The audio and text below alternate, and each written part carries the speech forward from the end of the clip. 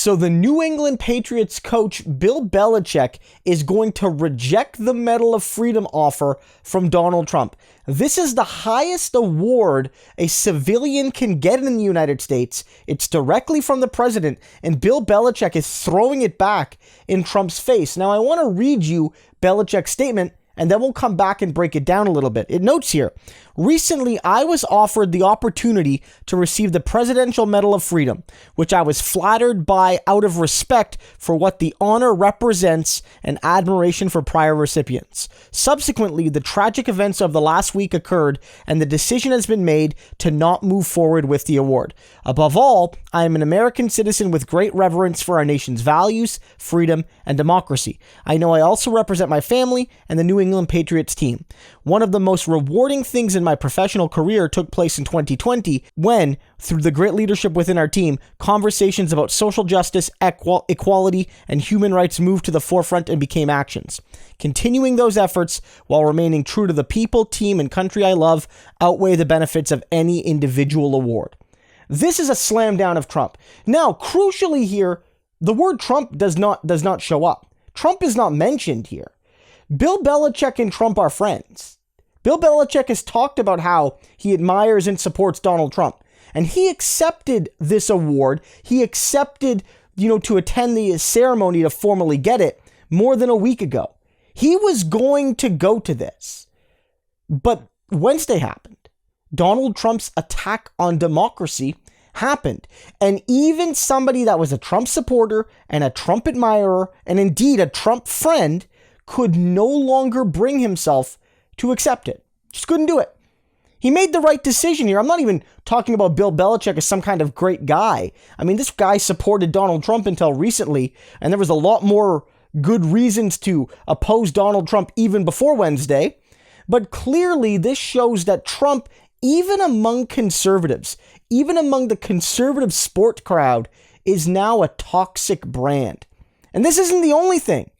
We saw over the last couple days, there's been news breaking that the Professional Golf Association, the PGA, they are not going to hold the 2022 PGA Championship at a Trump golf course. They're not going to do it. It's one of the big four tournaments globally that happens every year. It's one of the Grand Slam. It's a big honor for you to get it at your course. It's a huge deal financially, but also just, culturally for prestige. And Trump lost the tournament because of what happened last week. And if you think, oh, why does this matter? It's not that big of a deal. Well, it's certainly not as big of a deal as impeachment, but not according to Trump. That's what's very interesting about all this. The reporting we're seeing is that Trump is more angry, more gutted, more devastated that he lost the golf tournament than getting impeached for a second time. In the last couple days, he's gotten that news twice. He's gotten the PGA golf tournament, he's lost it news. And then he also got the news that the Democrats have enough votes lined up already to impeach him in the House.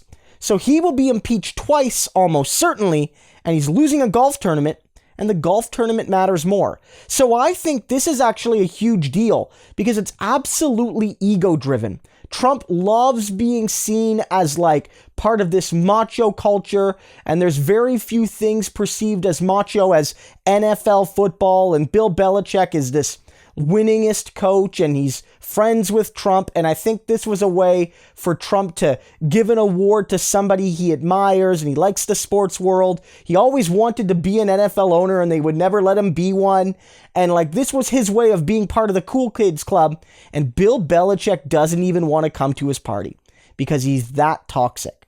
This is going to devour Donald Trump. Absolutely. Absolutely. These are the things that matter to him.